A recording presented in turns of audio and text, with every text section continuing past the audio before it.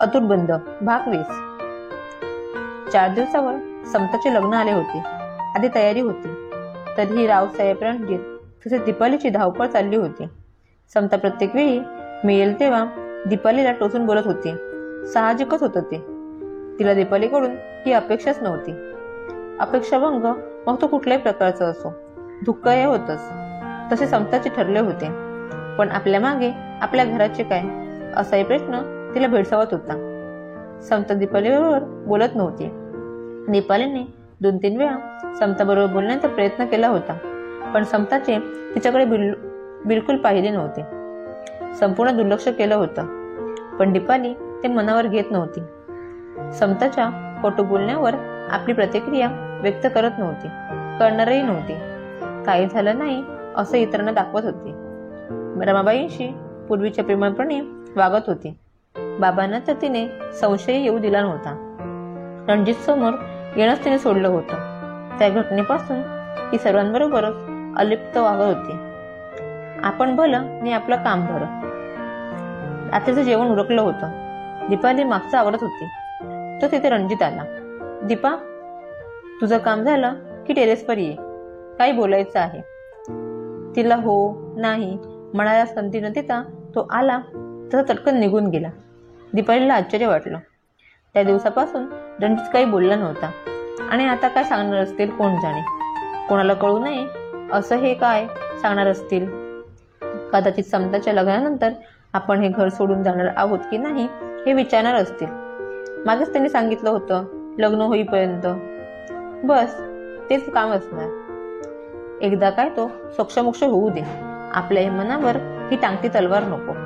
आपलं नशीब हे असं, कधी काही न करता प्रत्येक वेळी दोषी आपण ठरतो। कित्येक वेळा मनात आले बाबांना सांगावं, त्याची कल्पना द्यावी, पण नाही, आपण तो विचार सोडून दिला। बाबा त्यावर विश्वास ठेवणार नाही, ते आपल्याकडून सर्व विचारून घेतील, आणि आपण जसं समताला याला ते दोषी ठरवलं तसं बाबाही ठरवतील। आपल्यासाठी त्यांची मुलगी त्याच्या नजरेतून उतरणार, आणि हेच आपल्याला नाही आवडणार। म्हणून तर इतके दिवस सारा मुकाटाने सोसत आलो आहोत। रणजितला आता त्याबद्दल काहीच बोलायचे नाही। तो काय बोलतो एवढंच ऐकायचं। झालं तर एवढं काय घाबरायचं त्यात। दीपालीचा विचार पक्का झाला। एकदा मनाचा निर्धार पक्का झाल्यानंतर तिला हलके वाटू लागले होते। थोड्या वेळाने ती टेरेसवर गेली। तिच्या आधीच रणजित तिथे आला होता। तिला पाहताच तो म्हणाला, ये दीपा, तुझीच वाट पाहत होतो, बस इथे झोपाळ्यावर। दीपालीला झोपाळ्यावर बसणं शक्य नव्हतं। रणजित आधीच तिथे बसला होता। झोपाळा मोठा होता। जागा असली तर दीपालीला इथे बसणं आवडण्यासारखं नव्हतं। मी इथे ठीक आहे, तुम्ही बोला, मी मनाचा पूर्ण निर्धार करून आले आहे। दीपा, तुला जे सांगायचंय त्याचा विचार 4 दिवसापासून करतो आहे, पण कसे सांगावे या विचारात होतो मी। शेवटी आज ठरवलं, आज सांगायचं। तुम्ही उगाच विचार करून डोकं शिनवून घेतले, त्यात काय एवढे अवघड आहे। मी समजले आहे तुम्हाला काय सांगायचे ते। काय समजलं दीपा तुला? समताचे लग्न झाल्यानंतर मी इथून जायला पाहिजे, तेही बाबांना न सांगता, न दुखावता, तुम्हा कोणावर कसले खापर न फोडता। तुम्ही सर्वांनी मला दोषी ठरवले आहे, तरीही इतके दिवस या घरात राहू दिले, हेच खूप झालं। आता तुम्ही काही काळजी करू नका। समताचे लग्न झाले की लगेच मी घर सोडते, तुमचं काहीही न घेता। हां, आता तुम्हाला वाटेल जाताना काय काय चोरून नेले, पण तसं काही नाही। कोणत्या विश्वासाने एवढं सांगतेस? म्हणजे एवढाही विश्वास नाही माझ्यावर ठेवणार तुम्ही? दीपालीला रडू कोसळलं। एवढ्या कळकळीने आपण बोलतो आहोत, तरीही त्यांना वाटतंय आपण जाताना काहीतरी चोरून नेणार। कशी समजूत काढायची यांची? तुम्ही सर्वांनी दोषी ठरवलं, मी काही बोलले नाही।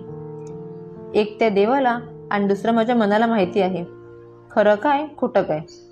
पण हे दोन्ही पुरावे तुमच्या दृष्टीने योग्य नाही, कारण तो देव येऊन तुम्हाला सांगणार नाही की माझं मन तुम्हाला कळणार नाही। जाऊ देते, पण मी एकच सांगते, या घरातून मी काही म्हणजे काहीच घेऊन जाणार नाही।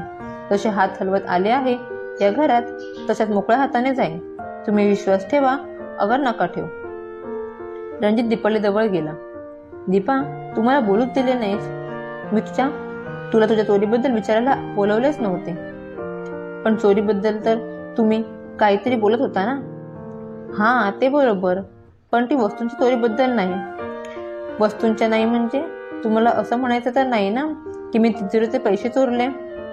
दीपा, पैशांची चोरीचेही नाही. वस्तू नाही, पैसा नाही, तर मग कसली चोरी? मी हात जोडून तुम्हाला सांगते, माझ्या आईची शपथ घेऊन सांगते, मी कसली चोरी केली नाही, कधीच. हे तू सांगू नकोस दीपा. तू मला चोरलेस, माझं हृदय चोरलेस.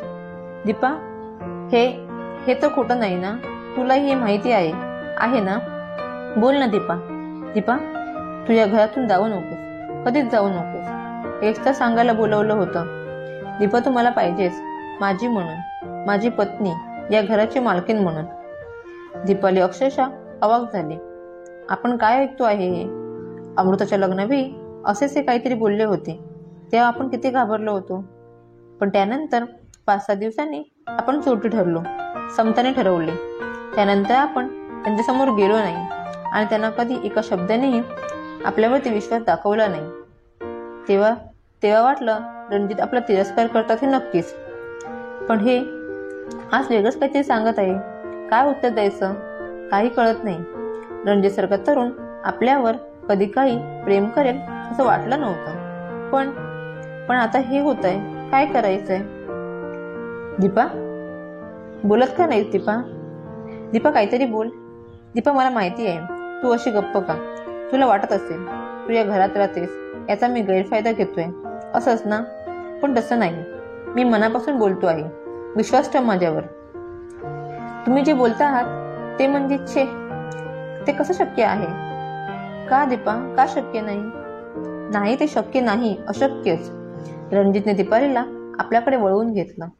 दीपा, सांग, मी आवडत नाही का तुला, की माझ्यावर विश्वास नाही? दीपाली मनोमन गोंधळली होती. कटू बोलणी तिला नवीन नव्हती, पण ही अशी गोड, मनाला भुरळ घालणारी बोलणी तेही रणजितकडून कसं सहन करायचं? पण नाहीच, त्याच्या प्रेमाचा आपण स्वीकार करू शकणार नाही. तेवढे नैतिक धैर्य आपल्याकडे नाही. आपण या अशा, त्याला आपला भूतकाळ माहीत नसला तरी आपण त्याला फसवू शकणार नाही. त्याला फसवणं म्हणजे बाबांसारख्या थोर मनाच्या माणसाला फसवणं, आणि ते कधीच आपल्या हातून होणार नाही. आपण तसं होऊ द्यायचं नाही. हा रणजित तरी कसा? एवढा आपल्यावर चोरीचा आळ आला कसला? चक्क आपण त्यांच्यासमोर चोरटीच ठरलो, तरी त्याच्या मनात आपल्याबद्दल या अशा मृदू भावना कशा? खरंच का तो आपल्यावरती प्रेम करतोय? करतही असेल, पण आपण हे प्रेम स्वीकारायचं नाही, अवेरायचं. तसं करायला पाहिजे आपल्याला, दुसरा मार्गच नाही. पण त्यासाठी काय करायचे? आपण काय करायचे? दीपा, कसला विचार करतेस? डॅडींचा? अगं, ते नाही म्हणणार नाहीत, मी त्यांना सांगेन. तू फक्त तुझा विचार सांग. माझी पत्नी होणं तुला आवडेल ना? हा क्षण आता त्याला तोडून टाकायला पाहिजे. हाच योग्य प्रश्न.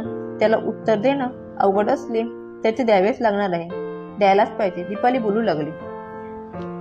तुम्ही असा प्रश्न विचारून मला अडचणीत टाकाल असं वाटलं नव्हतं, पण आता विचारतच आहात तर सांगते, मी तुम्हाला साथ देऊ शकणार नाही. तुमच्याबद्दल माझ्या मनात कधीच कसली भावना नव्हती. नाही, तेव्हा हा प्रश्न निकालात निघाला. जाते मी.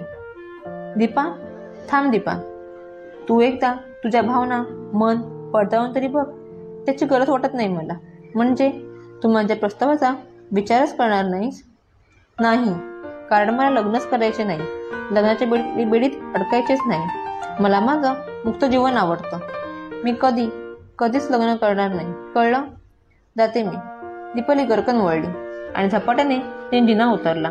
धावतच ती आपल्या खोलीत आली. दरवाजा लावून घेतला.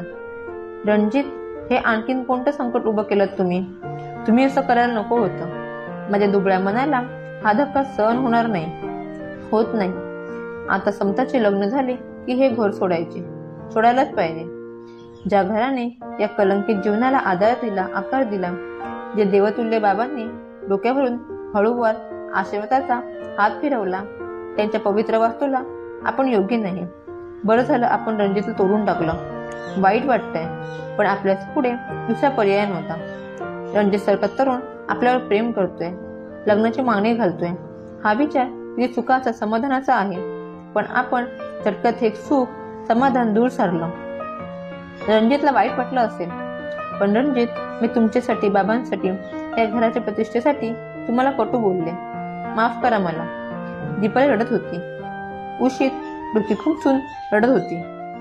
रणजितही विस्मयचकित झाला होता.